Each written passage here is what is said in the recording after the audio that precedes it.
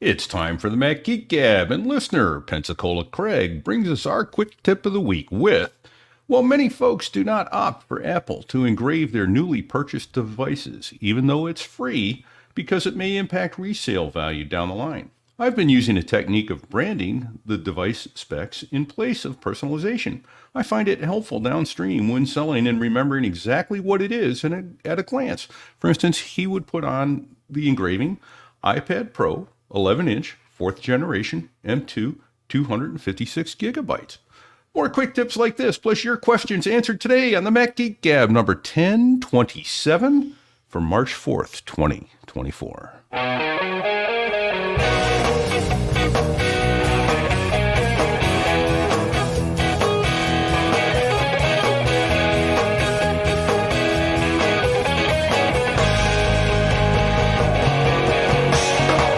Greetings, folks, and welcome to Mac Geek Gab, the show where you send in all kinds of stuff to feedback@macgeekgab.com. Quick taps? Sure. Quick tips, too, like Craig just did.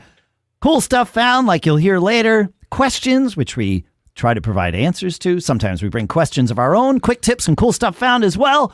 The goal being that each and every one of us learns at least 5 new things every single episode we get together. Sponsors for this episode include a couple of new ones. Parallels.com/MGG, where code MGG15 gets you 15% off. Backblaze.com/MGG, where you can go and get a fully featured, no-risk free trial. And LinkedIn.com/MGG, where you can go and post your first job for free. We'll talk more in depth about each one of those in a little while. For now, back here in Durham, New Hampshire, on International Dungeon Master or Game Master Day, March 4th, I'm Dave Hamilton. And here in South Dakota, I'm Adam Christianson. I'm going to have to jump in on that D&D thing. I have not done that in a while. Yeah, right? It's, something. And here from Pensacola, Florida, it's Pilot Pete. Are you the keymaster or the gatekeeper, Dave? Asking for a friend. I don't know. I don't know what God. I am. I'm back from Mexico. That's what I know. So right on. There you go. Yepper. Right. Hey, one more follow up on that quick tip. Pensacola Craig wrote us back again and wrote to you. You answered it. It was hilarious. It was a great idea. Remember what I'm talking about? I do. Yeah. He when he got his Apple Pencil 2, he engraved it number 2 pencil. Brilliant. Which is brilliant. Yeah, I agree. Yeah. We got to have fun with this stuff. But I like that. That I liked a lot. Yeah. Pilot P had to bring up Keymaster. Look at this. Oh, there you go. Adam's got his. Oh, yeah. I got my new Trono wand this week, so I'm ready to bust some ghosts. Let's go. Yeah, this is the reason you want to watch the YouTube, folks, is to be able to see that. I saw him getting up and right away and going somewhere. I'm like, where's he going? Yeah. Where's he going? Yeah. Hold that up, Adam. I won't do it now, but it has full lights and sound. Oh, yes. Awesome. We ain't afraid of no ghosts here. All right. Andrew will take us to our next quick tip. He says, I had forgotten that hot corners existed. It's in system settings, desktop and dock, hot corners in the far bottom right. And it makes getting what I want, getting to where I want quicker. And he's right. I'd forgotten about these too. It can be really handy for... I have used hot corners to keep a screen from going to sleep while I'm doing like recording or something. Or you can use it to, do the quick note thing. You can have it put your screen to sleep. You can have it, bring you one corner, bring you to your desktop, all that good stuff. So, hot corners. Thank you for the reminder because it's good stuff. Yeah. I use it and get caught by it. So be careful out there. Yeah. That is fair. Yeah. There is I believe, if I'm not mistaken, you can, if you don't want to get caught by it, you can have a hot corner only activate if you hold down a modifier key, right? Probably what I need to do. Yeah, that's good Yeah. advice. So if you go into the hot corners settings, just like he said, system settings, desktop and dock, scroll all the way to the bottom, and then you'll see hot corners, ... And it will come up. And if you have multiple displays, your corners are not at the corners of your display. It's at the corners of your entire virtual desktop. So it gets a little weird. But if you, you can pick from the menu what you want it to do. And if you hold down a modifier key like Control, Shift, Option, or Command, you can choose to have that hot corner be, command, require the command key to say, do the thing, whatever the thing is. So that is a good way to keep from getting caught. Yes. Yes. And it seems like I am. Oh yeah, you can disable screensaver. That's the one that I have used in the past. But yeah. So yeah, thank you for that. Good stuff, Andrew. You rock. Feedback at MacGeekGab.com is where Andrew and Craig and I, most of the folks here have sent these in too. So Pete's muted, so he's trying to join in on the fun here, but he just can't. It's just not going to happen. Did I mute you, Pete? No, you're going to have to just do it. Okay, I'm back. Do it. Yeah. You're back? Yes, nice to have you back. I pressed the unmute button 3 times and it wouldn't play. But I was saying, I think he wrote the feedback at MacGeekGab.com. That's where I think he was. Oh, yeah. For sure. Feedback at MacGeekGab.com. Easy for you to say. Yeah. Right? Yeah, Pete, sometimes we use the Stream Deck to control our StreamYard thing, browser interface. And if you have your cursor in the chat window in there, any command sent from the Stream Deck will just appear as chat things. Yeah, and that's where I was actually over on the agenda. Oh, my mouse was over on the agenda instead of on the StreamYard window. Got it. Wait, you don't have your StreamYard macros set to bring Chrome to the front first? I should change I would agree with that. Yes. I wish it could go and do things to Chrome even if it was in the background, right? That would be even better. That's how it does it, by bringing Chrome to the foreground first and then, yes. then put it back. Then put it back. It should just know what I want and do it, for goodness sakes. That's the thing. This is not hard, Apple. Yeah, read my mind. Yeah, exactly. What's AI all about? Well, not that. But that's what it's becoming. Yeah, to have the computers do what we want, not what we tell them. Yes. You're not wrong. Yeah. All right. Are we? You want to take us to Harvey? Yeah. Please. So Harvey says, "Here's a cool stuff found that I don't know if I've ever heard on your show. I've become a big fan of the slide to type on my iPhone. That's on the iPhone keyboard. You can slide to type, and wondered if it was possible on an iPad. There's no setting for it on the iPad. However, when the keyboard pops up for you to use to type something in most apps, if you locate the keyboard symbol at the bottom right of the keyboard, press and hold it, a pop-up appears and lets you choose floating. That brings up a movable keyboard. Just drag that to the middle bottom of your screen, and then you can slide to type on that." So, that's the little I want to use my iPad one-handed kind of trick too, right? Yeah. Where you can kind of more use it like an iPhone, and you can get it down in the corner, a smaller version of the keyboard. But yeah, then you can use the slide to type. So I think Apple feels like slide to type is really something that you just want to do on a smaller keyboard. And if you have a full keyboard, you should tap things out, I guess. But yeah, I get that. But I can't tell you how many times I've tried to slide to type on my iPad and going, "Oh yeah, I can't do that here." Do you use slide to type on your phone, Pete? I do. Interesting. Huh. It's I'm so much faster than the slide to type, and I gotta say I'm impressed with how intuitive it is most of the time.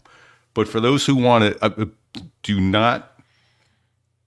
Of course, you shouldn't be reading your phone while driving anyway, but you will break a rib laughing. There's the damn you autocorrect is gone, and that was in a big legal fight and all that. But if you Google damn you autocorrect and find some of those, they are howl out loud funny. some of the mistakes that Oh, have yeah. gone back and forth. I think there's a Spell Facebook corrections. group that I'm part of that just like where people post those, and occasionally I'll see one like come across while I'm doom scrolling or whatever. Yeah, I mean, months later, I still laugh about some of them. It's like, that's good. Where I was surprised the slide to type doesn't work is on the Vision Pro. Oh. I think it'd be really you would handy think there, of all places because the that- air pecking is much more difficult. It'd be easier to just like wave your finger around and Easier for you to do, harder for the program. yeah, maybe, and that might be why it doesn't work. It might be hard to track Yeah, the finger right. that, but I mean the tracking's on it's pretty good. So I don't know. Yeah. Interesting. Yeah. Yeah.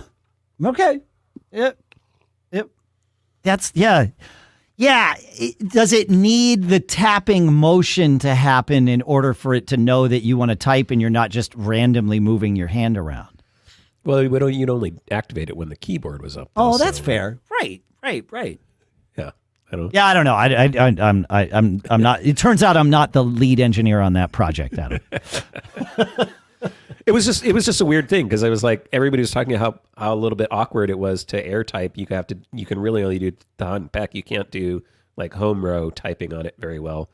And I was like, well, why doesn't they have the slide to type thing that is like the workaround for that? Yeah. Interesting.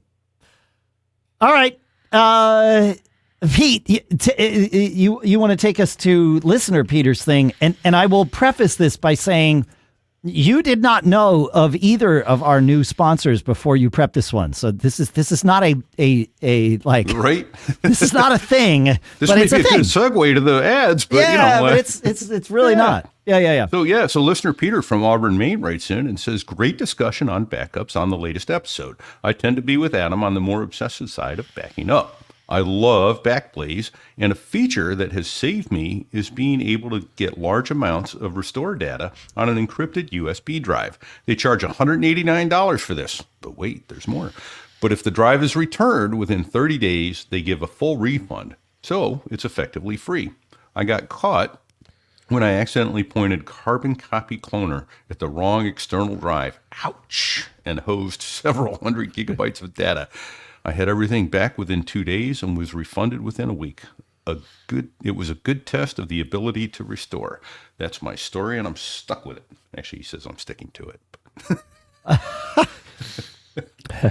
So that's cool. Yeah, BackBlaze. I didn't realize that was a semi-free service.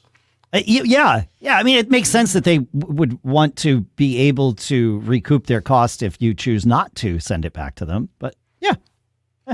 Makes sense. I like it. It's good. I came back from Mexico, and the only Apple Watch that I brought with me was my Ultra 2.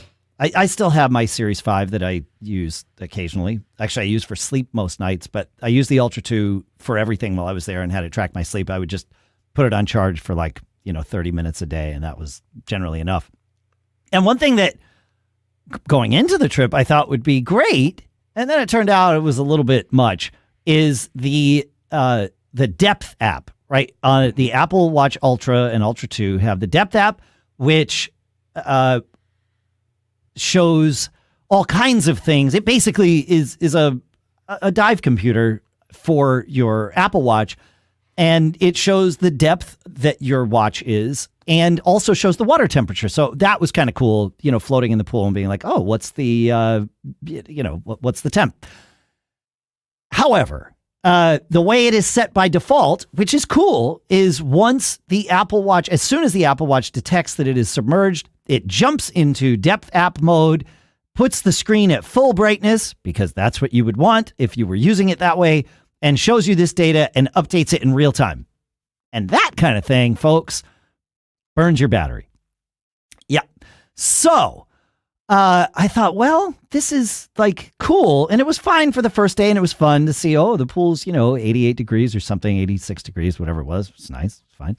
And, but then I was like, okay, I got to turn this off. So I found a cool setting that I will call the casual swimming or the floating, or as we did in Mexico, the flinking setting, because we were floating and drinking is really what was happening because there was a swim up bar. So the flinking setting on the Apple Watch Ultra is go into settings on your watch, general, auto launch, and that'll be in the depth section, and it'll be threshold when submerged, and you can change it to at 3 feet. And this way, it won't kick in the moment the watch is submerged. It will only kick in when you go below 3 feet. So if you're just sort of flinking there and your watch is going in and out of the water as you are raising your cup, I highly recommend cup floaties and a straw if you really want to flink like a professional. But then my watch just stayed in like chilled out mode and the battery lasted a whole lot longer. So Dave, when you did put that up into the agenda, of course I went into that in my watch to do that. Too, and I actually found another setting in there, and I was shocked to see background app refresh. Go into settings, and right below that you'll see background app refresh. Tons of apps are refreshing in the background whilst you're, and I went in, I turned off almost everything, some weather data, location data, that kind of stuff I kept. But, I ride Korean Airlines once every 3 or 4 years. But, so I turned that off. I mean, obviously, if you don't call it up, it shouldn't be refreshing in the background. But I found several other apps that would be called up, and I don't want those refreshing in the background and working on my battery at all, ever. So there's a bunch in there worth turning off, I think. Maybe, in my humble opinion, maybe. Well, I mean, you're not wrong. Obviously, an app that's refreshing in the background will take up some amount of energy. Like this is just a fact. However, Apple is really smart about the way it allows apps, third party especially, and probably first party, although the first party apps likely get to break the rules, but third-party apps for sure wind up getting coalesced background updates. So it will wait until it knows that several apps need to do a thing, or one app needs to do a thing at a very specific time, and then it will be like, all right, who else needs an update? Let's go. We're going to get online. We're going to do these updates. We're going to do the energy expensive things. Sure. And then we're going to be done. And we're going to turn off we're going to go back into lower power, power conservation mode, whatever, not low power mode. Yeah. But yeah, I guess my question / caution would be test it. See what your watch is like for a day with everything on. See what your watch is like for a day with, all of these things off. Obviously, you're not going to use your watch exactly the same. There's no way that you're going to get unless you really lab test this thing. But otherwise, you're gonna get a general sense of, did it make enough of a difference for me to bother to go and manage these things and potentially leave myself in a scenario where I go to launch the Korean Airlines app and now it needs to do some updates and I don't get the data I want right away. I don't know. Fair enough. Yeah.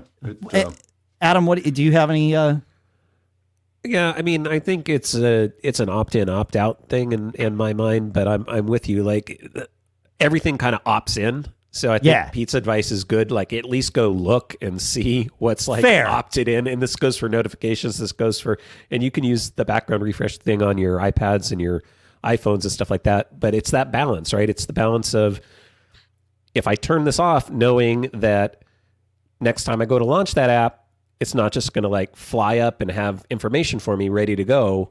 Or with a watch, it's even more, right? If you have a complication tied to it or something, exactly, you want that data immediately there. You don't want it to have to do a network call, and depending upon where you are and all those other things. So you got to be, aware of what you're setting, I think is what it comes down to. Yeah, that makes sense. All right, folks. Well, you know how we're always diving deep into the tech vortex, right?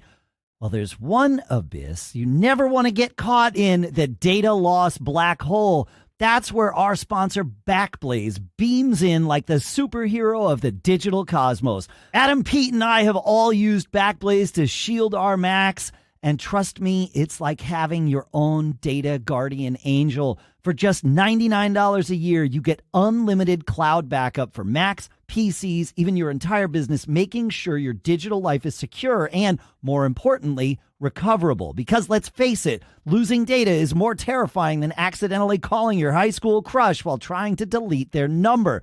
Deploying it, a breeze. And if disaster strikes, like a ransomware attack or a coffee spill on your keyboard, BackBlaze offers rapid recovery options. You can even access your files from anywhere or get a hard drive shipped to your door with all your data. Return it within 30 days, and it's like it never happened, except you have your data back. And that's super important. It's so important. Can I say that again? It's so important. Over 55 billion files restored says it all. Don't be the one wishing you could turn back time. Head to backblaze.com/MGG. Mac Geek Gab listeners get a free trial. To see why BackBlaze is recommended by Inc. magazine, go to backblaze.com/MGG and start your no-risk free trial. Because in the world of tech, don't get caught without a backup. Visit backblaze.com/MGG and let's keep those bad times at bay. And our thanks to BackBlaze for sponsoring this episode. All right, now, have you ever felt like finding the right team member for your tech venture was like searching for a rare vintage Mac in a haystack? Well, that was me before our sponsor, LinkedIn Jobs.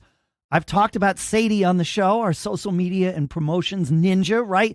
3 years ago, I tapped into LinkedIn Jobs' vast network, over 1 billion professionals strong. And there she was, a perfect match. It's like finding that hidden setting on your Mac that suddenly makes everything work better.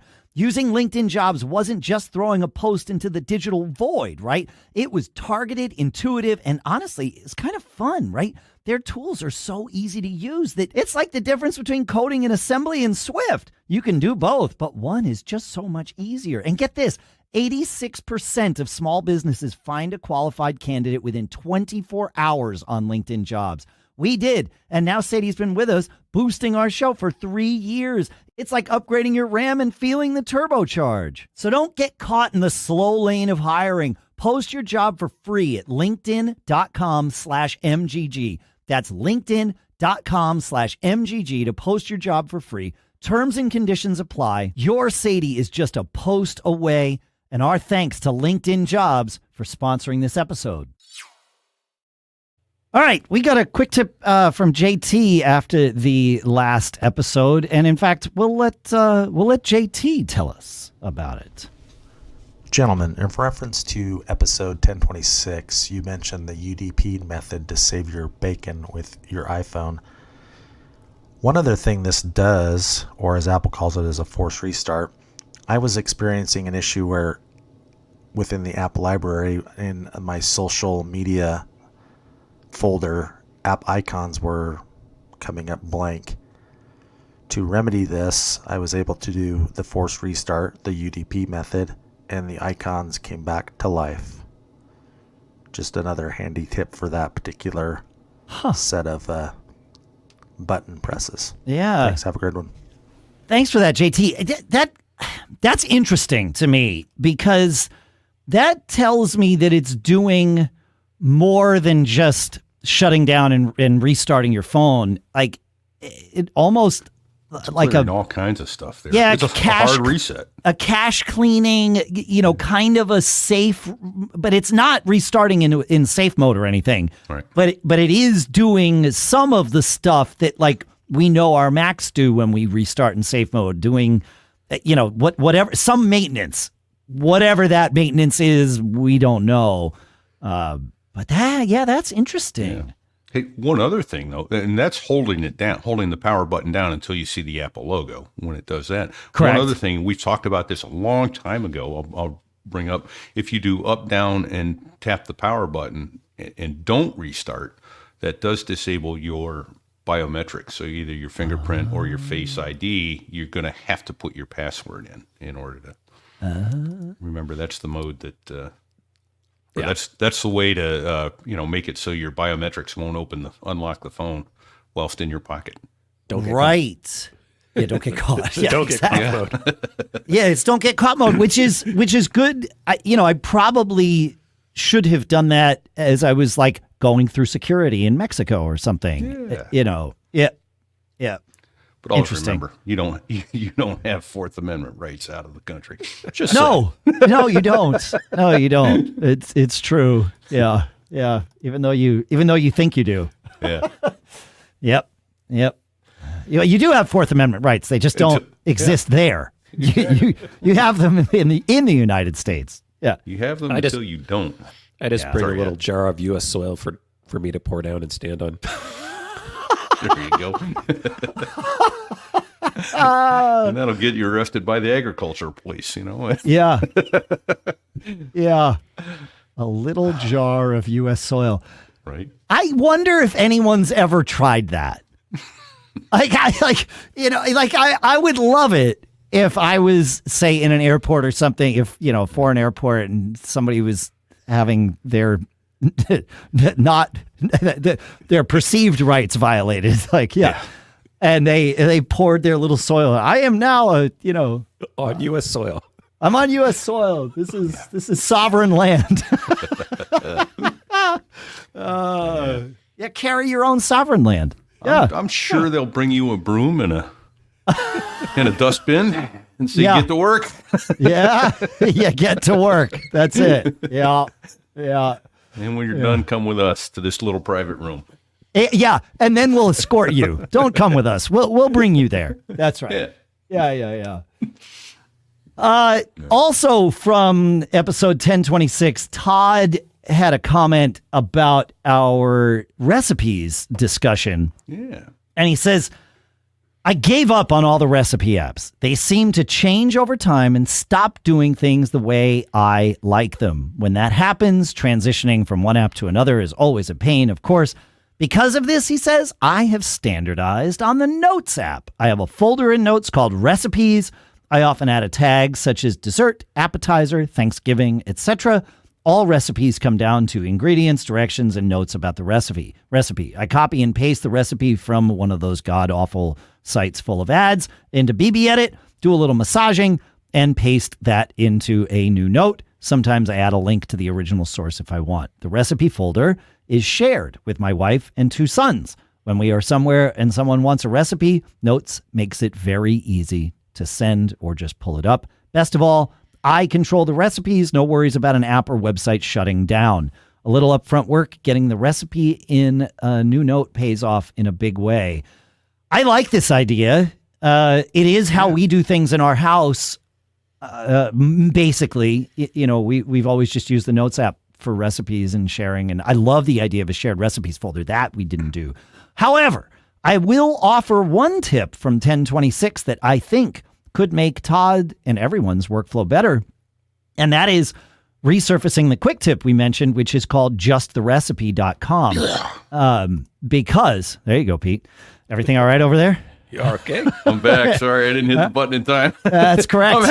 The mute button is kicking my backside this morning. I'm sorry, gents. That's all right. But that justtherecipe.com, it automates the process of doing what he talked about with BBEdit, copying and pasting into BBEdit to remove all the extraneous formatting. So try that out, and maybe that plus Notes is the magic answer. So Yeah, stuff. I'm a Markdown guy, so I do everything in Ulysses, but that's only because I don't use. I'd like to write everything in Markdown. I switched to that workflow a long time ago, and syncs through the cloud, and I have it on all my devices. And there's a Ulysses app for it's in beta, it's in test flight, but the Ulysses app for Vision Pro, I was excited about. So yeah, Interesting. Hey, I've tried to become proficient in Markdown a couple times. That's tough. Is Ulysses help you do that? No, I mean it does. It does all the formatting for you and stuff like that. And yeah, there's shortcuts, but I know how to write it, so I just write it and then it converts it into makes it look pretty.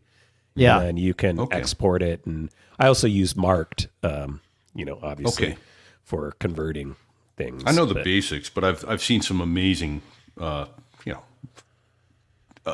tables and shading and titling. Yeah, that's extended Markdown. I mostly basic Markdown, but yeah, you can do basic tables and things like that. But the reason I moved to that flow, it's really inspired a lot by David Sparks, was just like, with the other tools, I can create a Word document from that. I can create a PDF, a formatted PDF from that. And my core files are now all in just text. So Plain they will text, always be universal. accessible. It does not matter what application changes happen, it's a text file at the end of the day. And text is always supported. So Yeah. So I understand Ulysses. You explained that well. It's an app that you can put text into, and it understands Markdown, and it syncs, and all of those great things. My question is about the marked. You said, and obviously I use the Marked app. Why? Oh, yeah. Probably not wisely. Yeah, Marked is this great app from Brett Terpstra. Okay. And it is a very simple app. I think I want to say it's still in Setapp. I don't remember. It is. It is. But it lets you open any Markdown file and basically convert it. So it has templates you can build, and you can do all kinds of conversions. So there's pre-built templates, and so you can also use it for live display. So if you just have a Markdown file and you want to see it formatted really pretty as a Word document or a PDF or whatever format, it does that in real time. So when you make the change in the Markdown file that you've pointed it at, it will do the formatting for you. Interesting. Yeah. It'll save it as it's HTML amazing. and everything, right? Oh yeah. No, you can convert Markdown into everything. So that's what I love about it, is you have just a text file. Once you learn it, you have just a text file. And I use it at work all the time because everybody wants Word documents. So I write everything in Markdown, all my notes in Markdown, and send everybody a pretty Word doc. And you use Marked to do that conversion for you. Preview it. Yeah. You can do it also in Ulysses, but I like Marked just because it has a lot of options, and you can build templates if you want. So you could customize, how you want the fonts to look and how you want rules to look and the different levels. So it's basically like the styling for your Markdown file. You can control in there. Yeah. I need to get. I had started using Markdown for like even just putting things in WordPress because it will support that. I guess I need to have your help, Adam, because our Mac Geek Gab WordPress, everything borks when I turn on Markdown editing. I don't in the WYSIWYG editor, like it just won't show things anymore. So there's some look at that. There's some JavaScript thing butting heads together, I'm sure, but yeah. Interesting. All right. Yeah, I got to get back into Markdown for sure. So you mentioned David Sparks. I believe he even wrote a field guide on. I think he might have a Markdown field guide. Yeah. Yeah. So, which is a digital book that will teach you all kinds of things. Yep. I put a link to all of these things in our lovingly handcrafted show notes, which are available at macgeekgab.com. We do not write them in Markdown, at least not currently. Yet. But I'm starting to think all the formatting that we use in Google Docs, WordPress also hates that. So if I can get Markdown working, get Markdown working, then we just do the show notes in Markdown and we're good to go. And Notes kind of converts some of it too, I think. Does it? Okay. Yeah. But they're all there, and if you go to macgeekgab.com, you'll see them, organized by episode, all the show notes. They are searchable. And if you want them in your email box, simply subscribe to our email. We promise we don't spam you unless you consider getting the episode show notes spam, in which case we absolutely spam you. Every week. Every week, yeah, like clockwork. Now, especially that thanks to Allison Sheridan for nudging me on this, I fixed the thing that caused the show notes email to be delayed. It was a caching of the feed that is used to pull those, and I just needed to fix that. And then I did. As those of you who are subscribed now likely know, they actually come on time.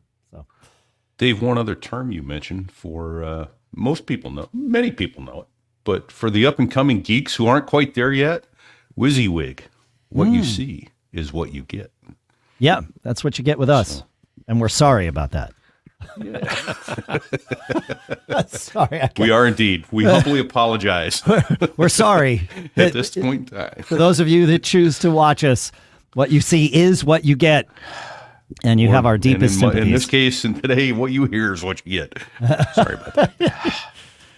How about I take us to Jim and please? Get us out of this? Yeah, ripcord.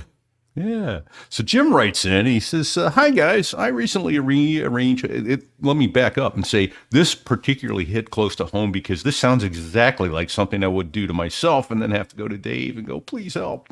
Hi, guys. I recently rearranged my desk and in the process disconnected my Synology NAS 718 from both power and Ethernet connection. And when I reconnected, I tried to log in from a bookmark I had previously created.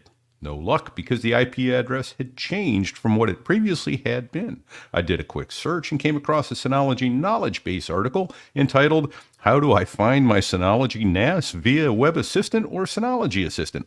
The simplest and quickest way for me was to type find.synology.com into my browser, and in a few seconds it had located my NAS. I noted the IP address, updated my Safari bookmark, and logged in and on to the next task. Thanks to all of the MGG crew for all you do. I started listening sometime before episode 10 and have listened ever since.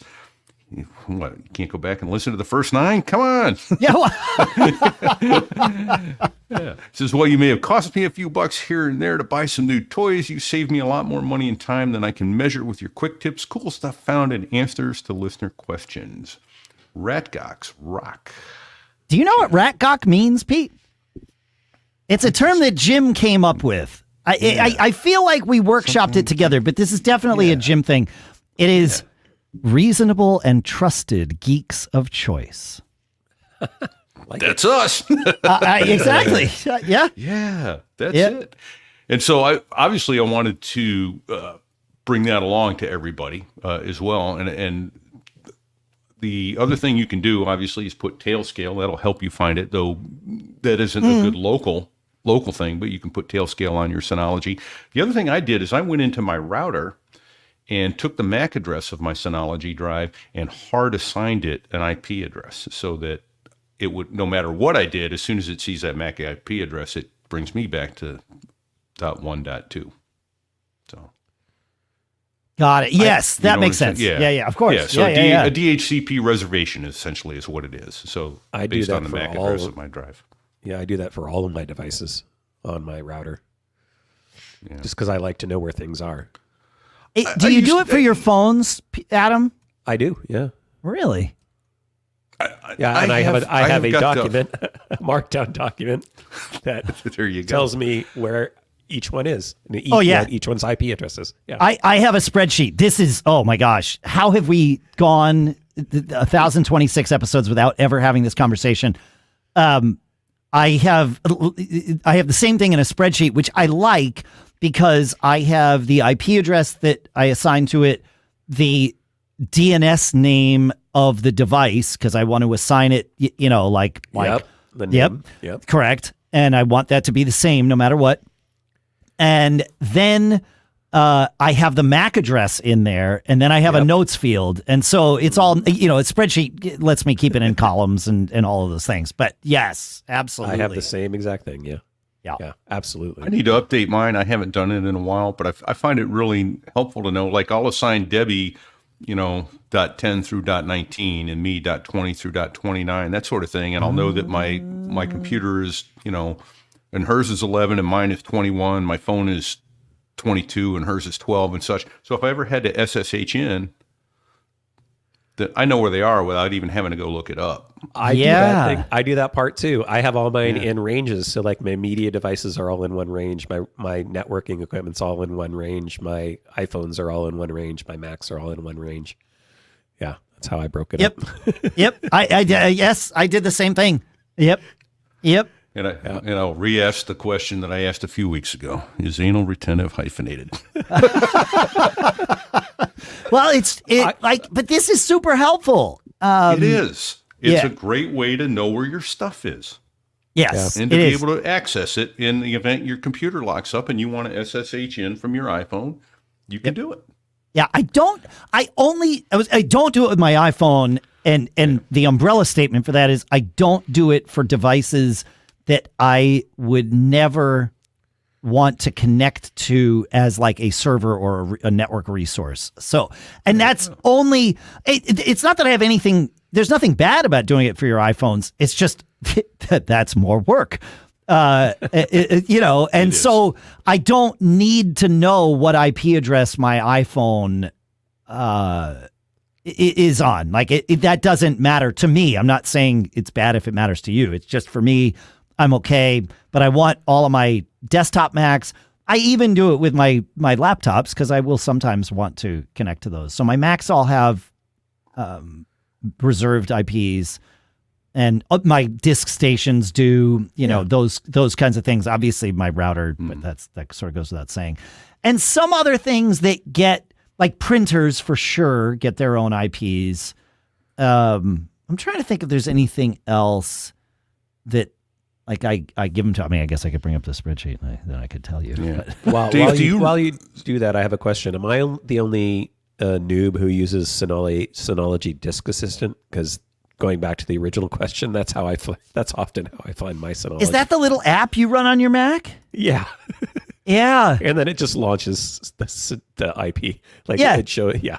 There's nothing wrong with that. Oh, I didn't know the app existed. Oh. Yeah. I don't run it. Because I have I'm a noob. But I'm a noob. Yeah. It's nothing wrong with that. Yeah. It like being a noob is like that. We are all noobs about certain things. Like none of us.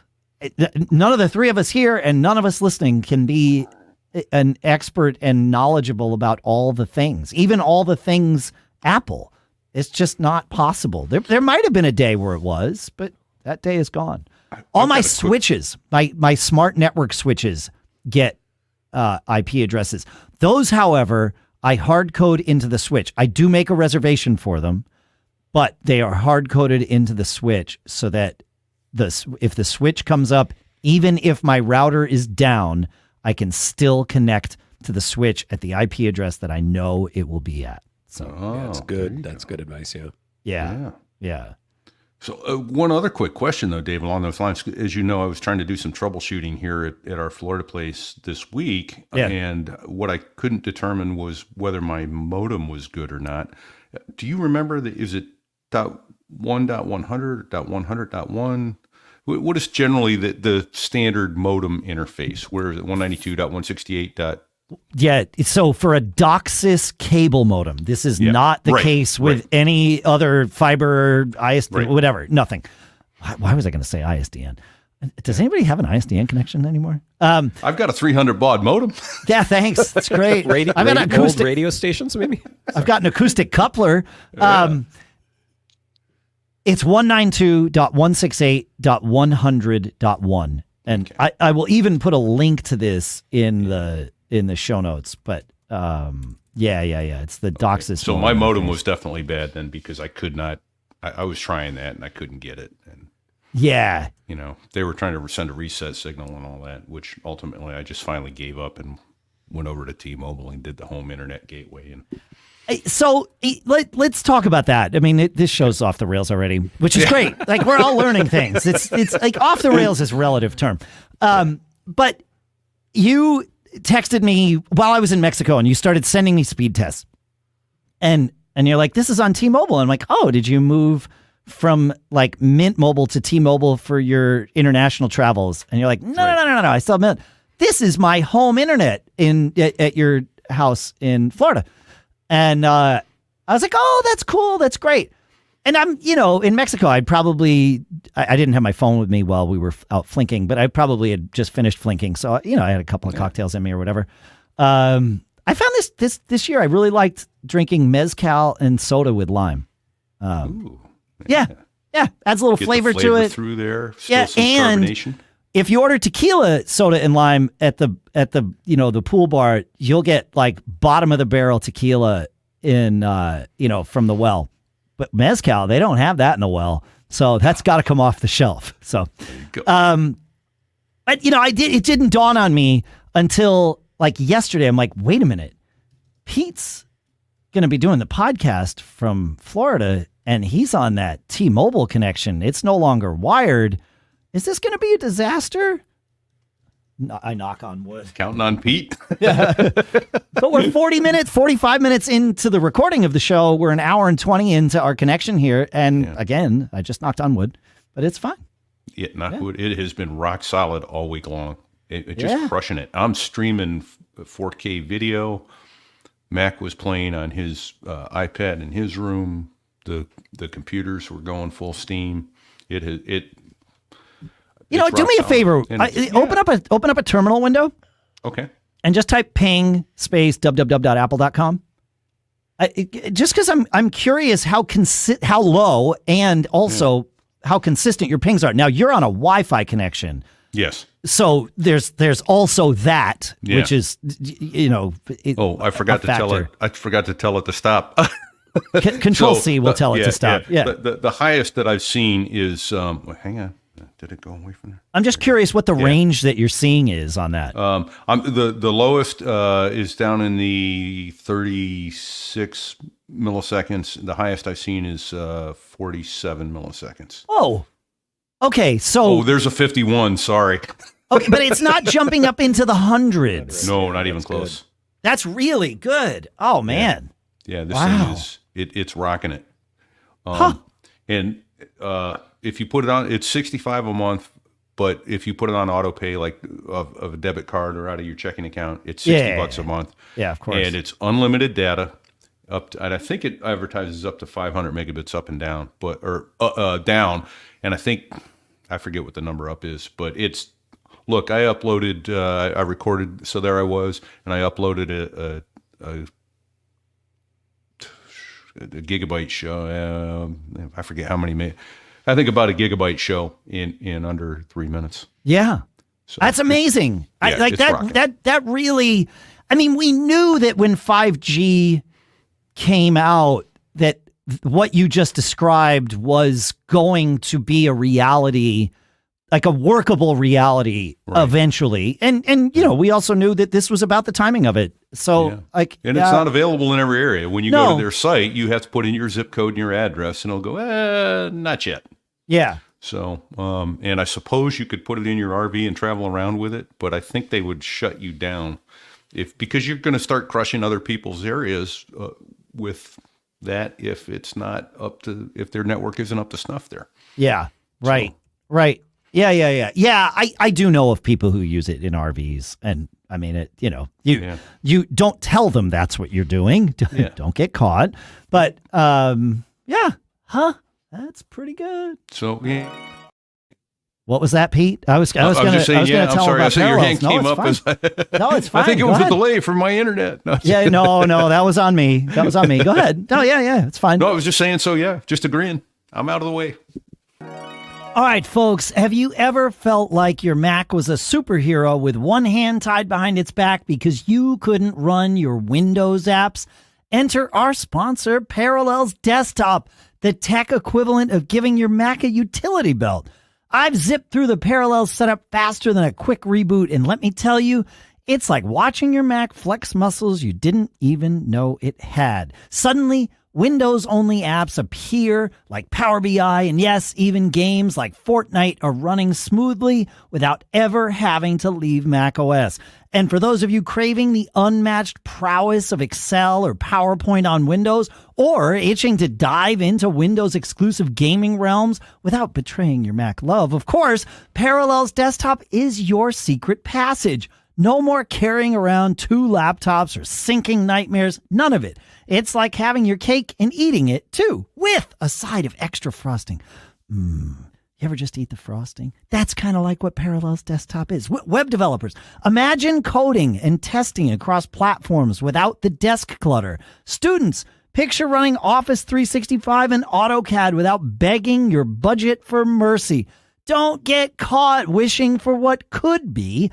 Unlock your Mac's full potential and save yourself 15% with code MGG15 at parallels.com/MGG. That's code MGG15 at parallels.com/MGG to save yourself 15%. And with a 30-day money-back guarantee, it's like trying on a new tech suit with zero risk. So why wait? Give your Mac the power to do it all. Parallels.com/MGG, code MGG15 saves you 15%. And our thanks to Parallels for sponsoring this episode. All right. Chris writes, after at least 10 years of listening to MacCast, I followed you over to MGG and I'm enjoying the tips and tricks. Amazing.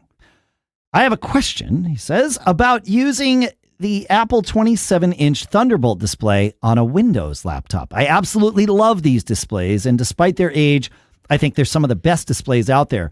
None of the PC monitors seem as crisp and clear as these, which is why I bought 3 of them. Good for you. One on my 2012 Mac Mini and another used to run on my 2019 16-inch MacBook Pro. Unfortunately, I changed jobs, and now I have to use a Windows laptop for work. It's a Dell Latitude 7440, which, according to Dell, has 2 Thunderbolt 4 ports with DisplayPort, Alt Mode, USB-C, USB 4 power delivery. I tried with the Apple Thunderbolt 3 USB-C to Thunderbolt 2 adapter, which I used on the 16-inch MacBook Pro, but I'm not getting any picture, and there isn't a power button or indicator on the Thunderbolt display. I would think that the TB4 port is backward compatible with both TB2 and TB3. Do you have any tips for making this work? Adam, he followed you here. You want to try this one? Yep. Well, first of all, Chris, thanks for coming along for the ride. We really like having you here, and I like being here, so that's great that we can all come together. Thunderbolt 4 definitely should be backward compatible with Thunderbolt 3 and Thunderbolt 2. That you're absolutely right there.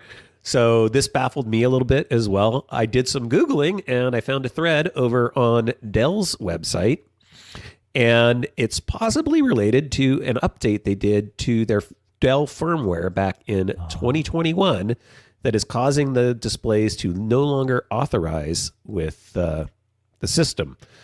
It seems like it's still unresolved, so who knows if they're ever going to address it. I would imagine, I agree with you on those displays, amazing displays. My guess is like Dell probably doesn't care too much that it broke a really old Thunderbolt display, but that's just my opinion. Yeah.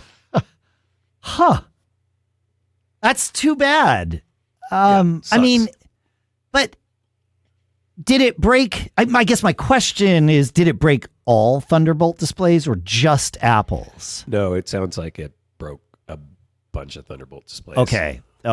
So I this don't know wasn't if it's only a certain era or not, but we know that Apple sometimes does things, a little bit different than the standard.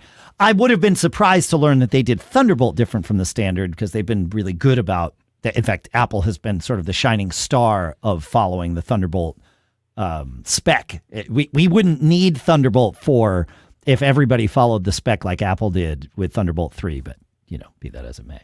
So yeah.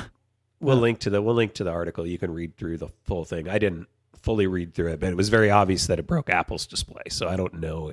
I would assume it broke multiple Thunderbolt displays, and maybe with specific controllers, or who knows. Yeah. Huh. Interesting. That's too bad. I'm wondering, like, would there be a reason that putting a Thunderbolt dock in the middle, right, between you know what I'm saying? Like a dock that has pass-through controller or something like that. Yeah, who knows? Yeah. I don't know. I mean, I realize the display has its own Thunderbolt dock in it because it's not actually a Thunderbolt display. It's a DisplayPort display that has, that's on the other side of a Thunderbolt dock. Right. So, yeah. Huh. I don't know. Well, it's just something to ponder. Feedback at MacGeekGab.com if you know the answer or you have any tips or anything like that. Or you can join the Discord at MacGeekGab.com/Discord. Love to have you in both places. Time to go to Mace. Let's do it. You want to take that one, Adam? Yeah. Actually, I had prepped it. So, I know. Adam's going to read it for you. I knew that. Answer for it. you. I knew that. Got it right here. Fine. Yep. All right. Mace says, that my wife got 4 suspicious emails in rapid succession this morning. My question is about her iCloud at iCloud.com email address. I wanted to change the password to it, but I couldn't find a reference to that password in LastPass. Do you get access to your at iCloud.com email via your Apple ID password? Is the Apple ID password is that the Apple ID password that I would want to change? And absolutely, that's it. So what you need to do is go to your Apple ID account page, and that's appleid.apple.com, and sign in with your current Apple ID and password. And under the sign in and security section, click on password, and you'll be asked to enter your current password, then a new password, and confirm it.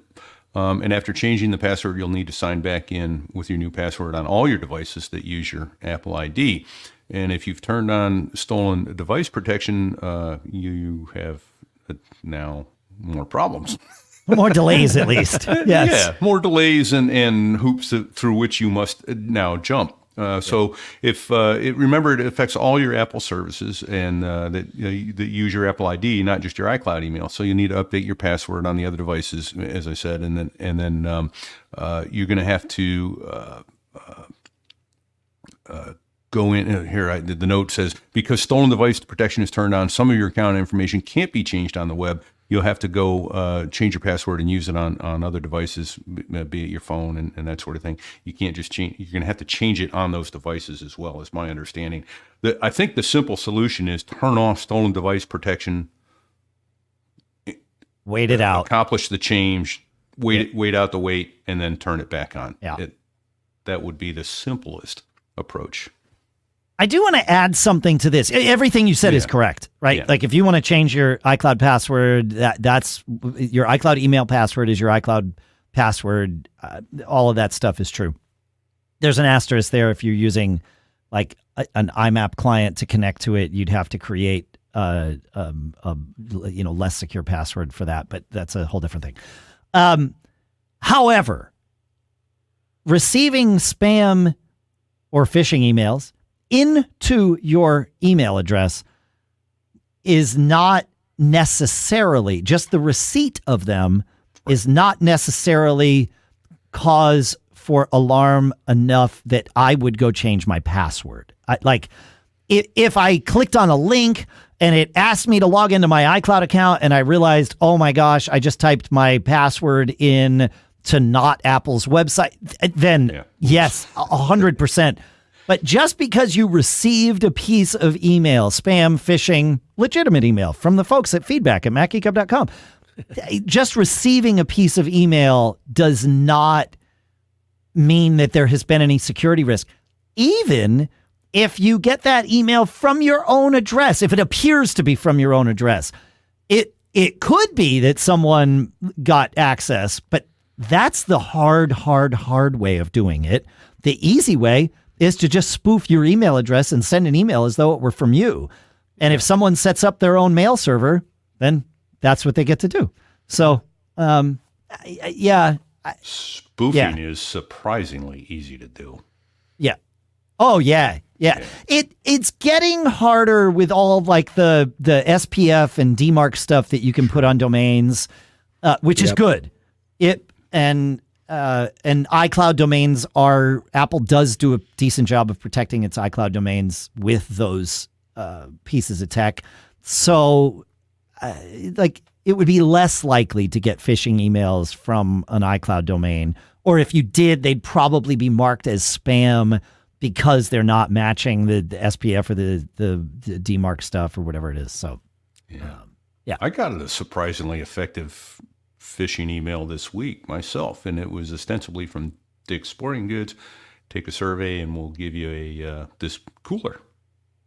Okay, great. Sure. Took the quick survey, and I'm like, all right. All you have to do is pay a $7 shipping fee. Okay. And then started looking at it, and then I went, oh, yeah, I should have probably checked out the URL long before I got to this point. Yep. But they're all going on basic human greed. Yep. Always is. Yeah. It always is. So, but so frustrating. Yep. Like, almost got me. Be diligent out there. Yeah. And you mentioned the first thing they did was ask you to fill out a survey. Be careful when filling out surveys that you are filling them out for the source that you believe has asked for that data. Because with enough information from you from multiple sources, anything you might divulge seemingly innocuously in a survey could potentially be used to, as a social engineering attack to get someone to change your password on your behalf or whatever. So just think about that. Yep. Yeah. Building quite the profile for them. Yeah, you're building, right. You're letting, yeah, exactly. Yep. Any thoughts on that, Adam, or you want to take us to Michael? No, we're good. Let's go to Michael. Great. Because he's got a very weird audio bug. Okay. And it was something that it was over on, he linked us over to an article at Mac Rumors, but apparently there's this long-standing audio bug with the balance on the audio where it can just randomly fade, so the left-right balance in your sound settings on your Mac, and it could just randomly fade. And I guess this bug, he says, has been around for about 12 years now, and Apple just hasn't addressed it. Yeah, and so he was asking us about that, and I basically said, well, that's odd to me and interesting at the same time. I've actually personally never experienced this bug in 10 years, at least that I'm aware of. And so the bug is, Apple says, in some cases, audio balance may unexpectedly drift toward the left or right channel. This can happen if you rapidly press the volume up or down button keys while the computer's microprocessor is under heavy load. So it's like a very specific set of circumstances. So like your Mac has to be cranking, and then you have to be physically using the volume up and down key on your keyboard and pressing that very, very rapidly. So yes, it's odd that Apple has a bug that's been out there for 12 years, but as a developer and knowing probably the massive list of bugs that Apple has, my assumption is this happens so rarely and to so few people that it just keeps getting bumped down the list. They have a list and they prioritize that list, and they're probably going like, yeah, this is really annoying and we'd like to fix this, but we've got bigger fish to fry here. That's really weird. It probably has nothing to do with Core Audio, but I'm just going to blame it on Apple not quite getting Core Audio quite right, because I can. There is an app mentioned in that Mac Rumors article from Tuna Belly called Balance Lock. And so if you experience this, or if you just want to, play it safe, go get Balance Lock. It's available for free in the Mac App Store. And the folks at Tuna Belly are trusted. They are RATGOCs as well, reasonable and trusted geeks of choice. And so I haven't used this app, but I have no issue with them. But yeah, that's interesting. I actually see this now as an Easter egg. Like, I want to see if I can make this happen. Yeah, exactly. But good luck on it. Like, I was thinking, I bet this bug has moved even farther down Apple's list with Apple Silicon, because it's less likely for us to good luck loading up that chip. Right. Pixelmator. Every time I launch Pixelmator, I have it opening like 6 documents that each have hundreds of layers and images. They're all the episode images, with a little bit of foreshadowing to the next question unintentionally. But all the episode images. So it has all of the historical data in there. I archive them off like once every few years, but they're big. And so even on my Mac Studio here, when I launch Pixelmator, my CPU's peg for 5 seconds or something which is great. If an app needs to use the CPU, by all means, that's what it's there for. Yeah. So that might be a way, but of course I don't use an audio device on this that the Mac has control over the balance on. So I would never have experienced it here either. Yeah. Even if I don't even think I don't have my volume knobs working. If, another tip, you use external, non-inbuilt audio devices, like, an external interface or whatever, and it does not support the max volume controls on the keyboard, but you would like it to, you can do that with Rogue Amoeba's Sound Source, which is an awesome little app that does it does that and many other things. In fact, you can have it where alerts. Well, you could do this on the Mac too, so that's a bad example. But you could have it where one app has its sound go out one device, another app has its sound go out a different device. You can have the balance of apps be different with Sound Source. It's a great little utility. But the kind of the main thing that brings most people in is I want to be able to use my Mac's volume buttons on the keyboard with a not inbuilt thing, and Sound Source will do that. So those folks over at Rogue Amoeba, they kind of understand sound. Yeah, I wish Apple would listen to them more than they already do. I'm sure they do. Yeah. But about the core audio stuff, I had an issue, and it happened during an episode. I'm sure it will happen again unless Apple has just fixed it without acknowledging it again. But where everything resets core audio wise, and that throws logic for a tizzy, which I use as my mixer. So that's why, I don't know, it was 3 or 4 weeks ago where I had to reset Logic to come back online and audibly. And I mentioned it to Rogue Amoeba because I thought it had something to do with loopback or something else. And they're like, oh yeah, no, we see this too. I'm like, oh, that's cool. Like keep reporting it to Apple. I'm like, yep, same. Okay. Well, I'm wondering if either of you have experienced this or any of our audience has. This is on the Mac, but it's on the iPhone. I listen to a podcast or two. I don't know if you guys do or not, but yes. I have noticed recently, for no apparent reason, I'm not touching the volume buttons or anything like that, the volume will go up on me or down on me. And it's not ambient sound with my AirPods in. So what app do you use to listen to podcasts? Downcast. Usually. Occasionally Apple Podcasts, but usually it's Downcast. I can't figure out why it's doing it. I can't reliably replicate it, but it happens frequently.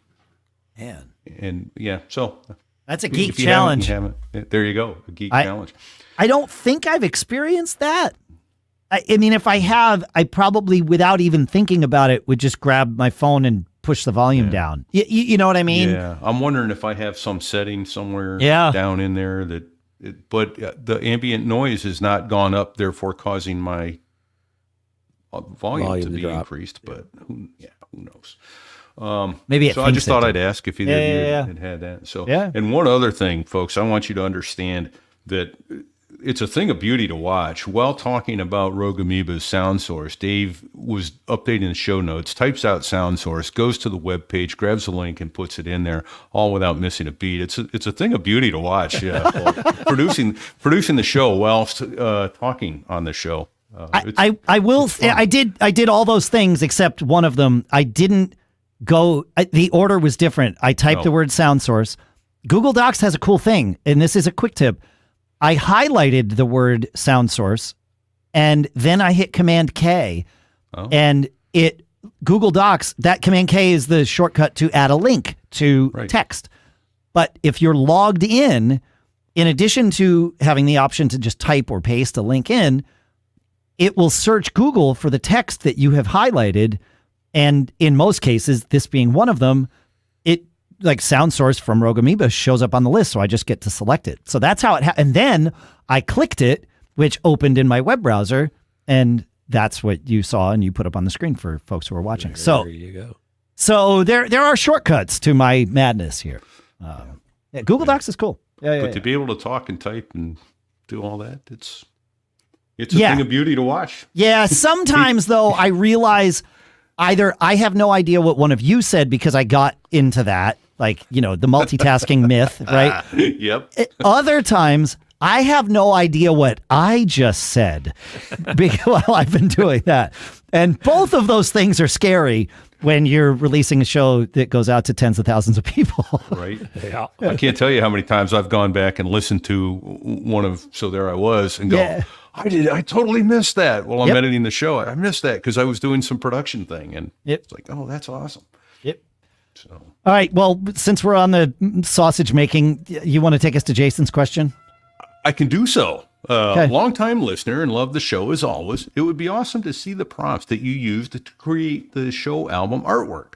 The artwork captures the show title and the title so well.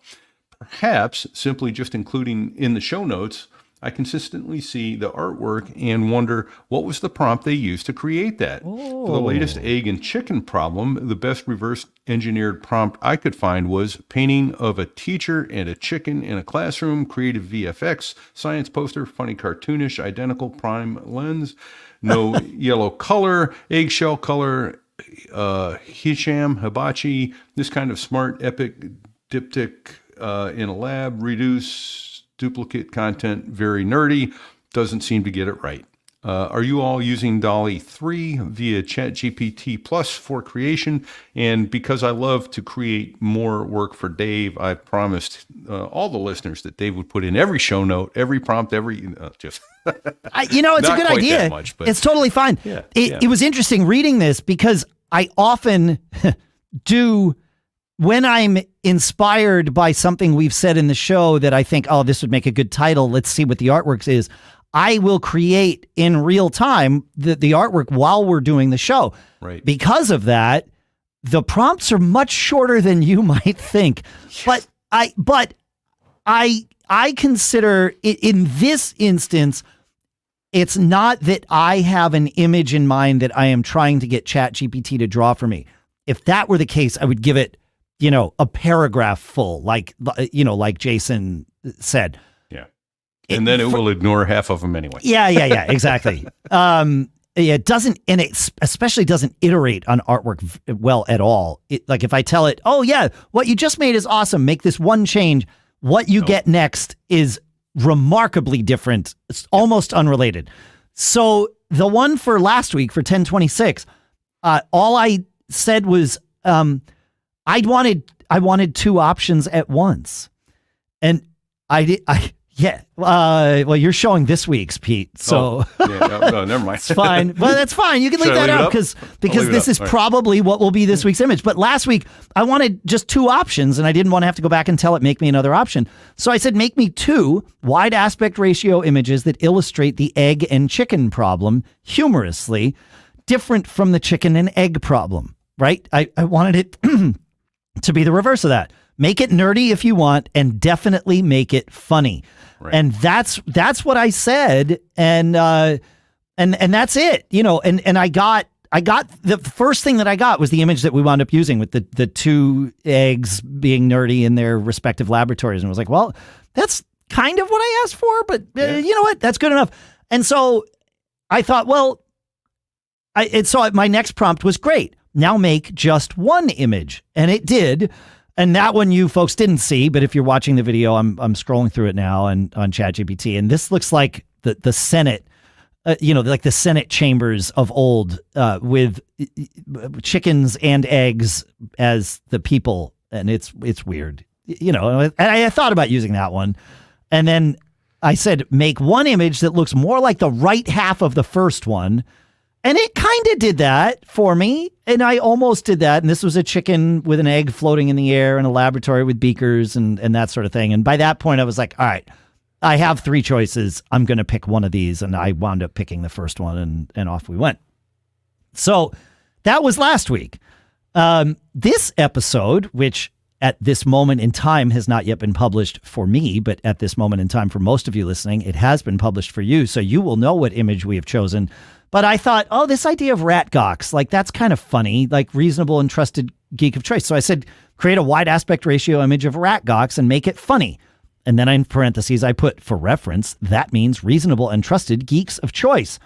And it made me probably the image that we'll use with a bunch of people in a room, some of them nerdier than others. It's a very cluttered room. And it says RATGOC at the top. And it actually spelled it correctly. It spelled RATGOC correctly. The text underneath it, if I leave it in there, is absolutely not even close to right. But it's gibberish. It's gibberish, right. But it's got the vibe. And I said, amazing, make another please, which I've learned. I just keep telling it to iterate. And then we get this one of like a scientist with his head in the clouds and a It couple looks like of rat dogs. ears too, almost. Oh, yeah. Yeah, maybe. Yeah. So let's see, make it rattier. So I don't know what'll happen with that. It takes about 30 seconds for it to make an image. So I don't know what's going to happen with this. But yeah, I'm using DALL-E, and I am not, again, I'm using ChatGPT or DALL-E as a collaborator in this, not as grunt work, right? And there's a difference, because I'm willing to kind of go with whatever it might show me within reason. And that's unlike where if I tell it to, well, I know what image we're using. The rats just came, the nerdy rats just came up. And these, of course, are the ones that you're going to see on the episode show notes. But if you want to see the rest, you can watch the YouTube video of this segment, and it'll have it in there. But yeah, I'm willing to just kind of like, let the process evolve, and whatever happens, happens. Gosh, that's freaking brilliant.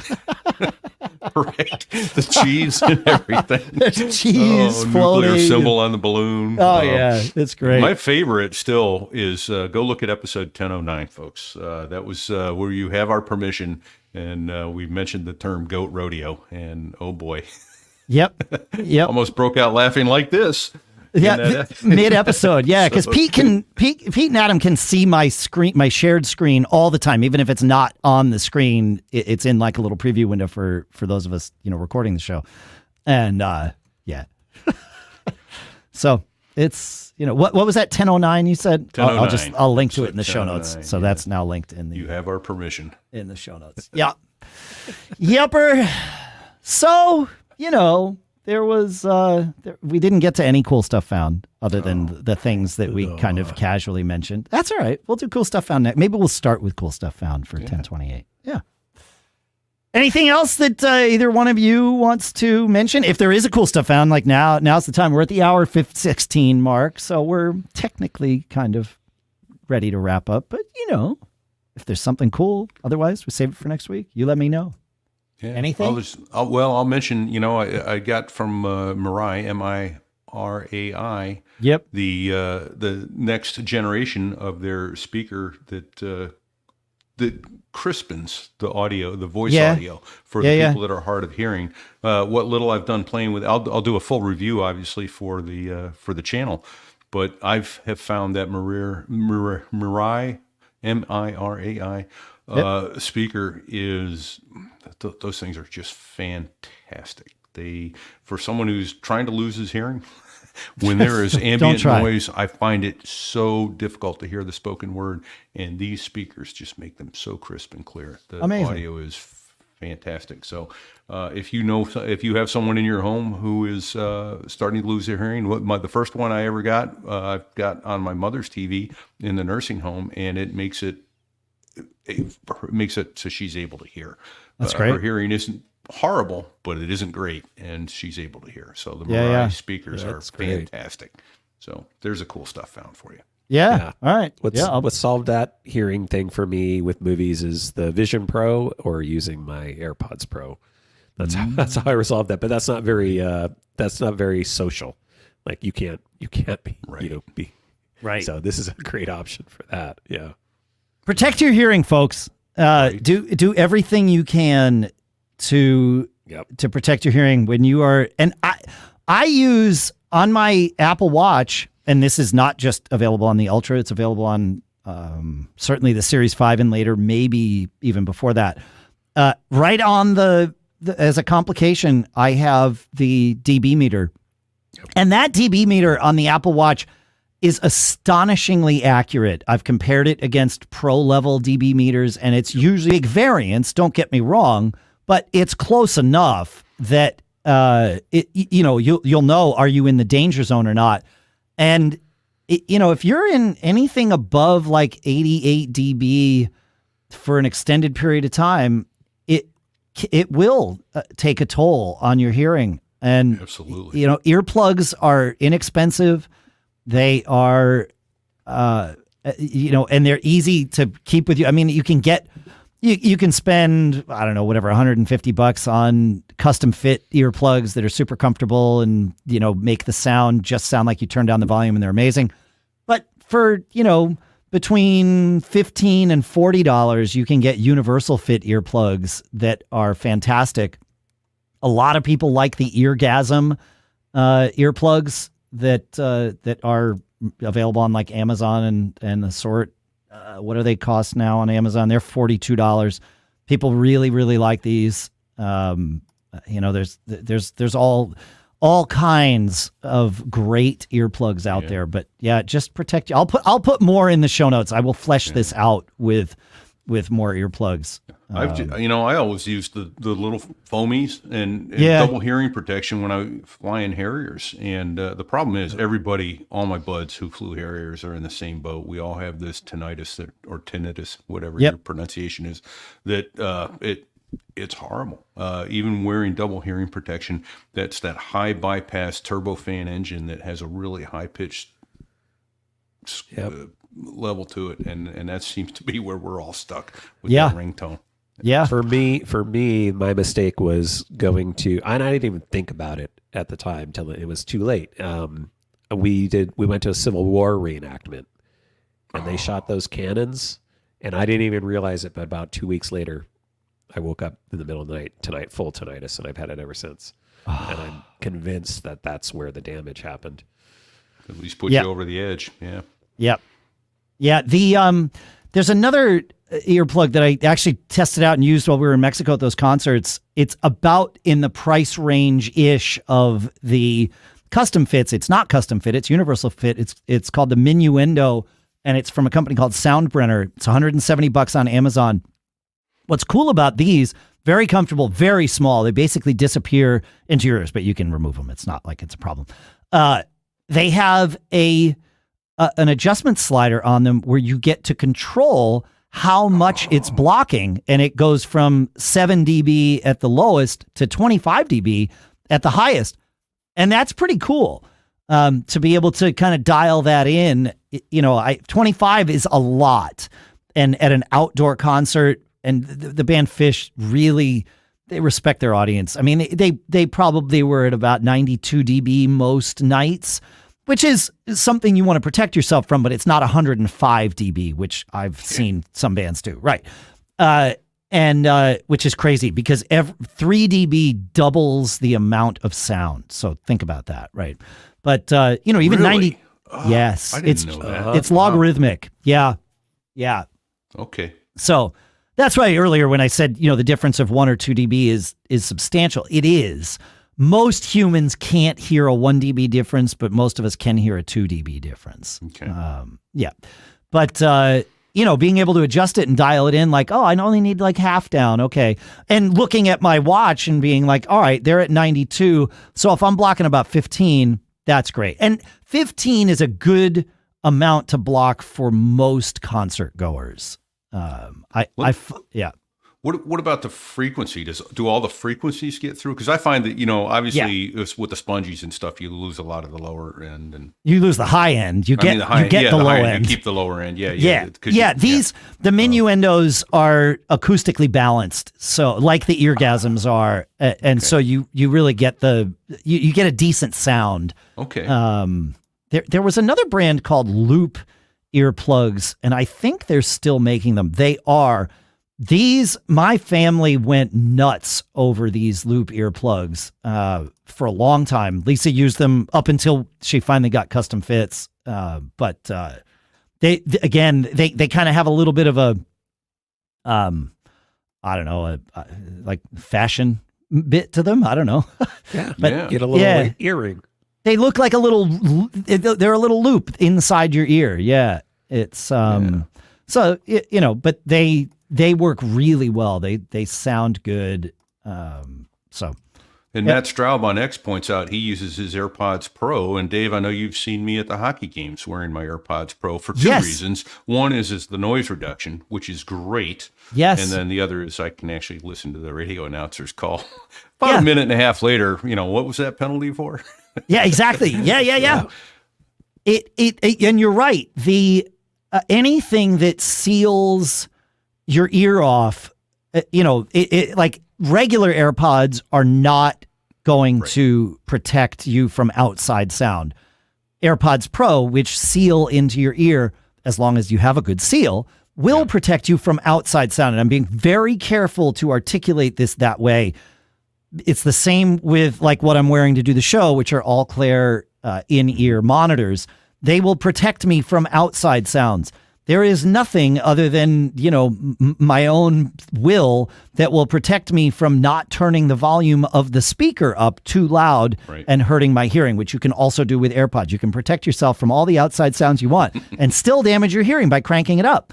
And I've heard, people in the music industry say, oh yeah, in-ear monitors are not a form of hearing protection. It's like, that is so technically true and yet so misleading, because when used correctly, they absolutely can help save your hearing. Sure. But if you turn them up to the same level that you're used to hearing without them in, maybe that's a bad idea. It's actually worse, probably. It's worse. Yeah. And like the folks at Sensophonics, Michael Santucci, Sensophonics makes in-ear monitors.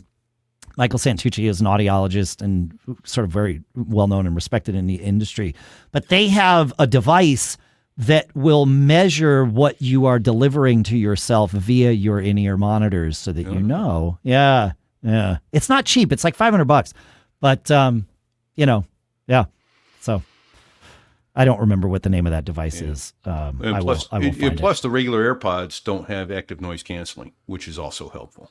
Well, you can't have active noise canceling unless you are sealing your ears off from the outside world. Yes. Yeah. So, yeah. All right. Now it's so evidently, yes, we had 10 more minutes of stuff to talk about. There we it's go. time to go. Thanks for hanging out with us, everybody. Adam, I'm sorry if we made you late for work today. No, we're good. Okay, cool. Thanks to CashFly for providing all the bandwidth to get the show from us to you. Thanks to our sponsors, of course, parallels.com/MGG with code MGG15 for 15% off. Backblaze.com/MGG where you can start your no-risk free trial. LinkedIn.com/MGG where you can post your first job for free. And thanks to you for listening. That's really, of all the things that you can do to help us, that is step one. There are more, but that's really step one, and we really appreciate it. So thank you for hanging out with us. Thanks for listening, and we'll see you next week.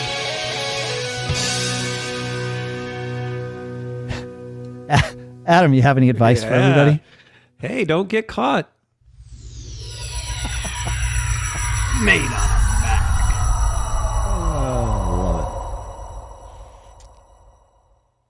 Later.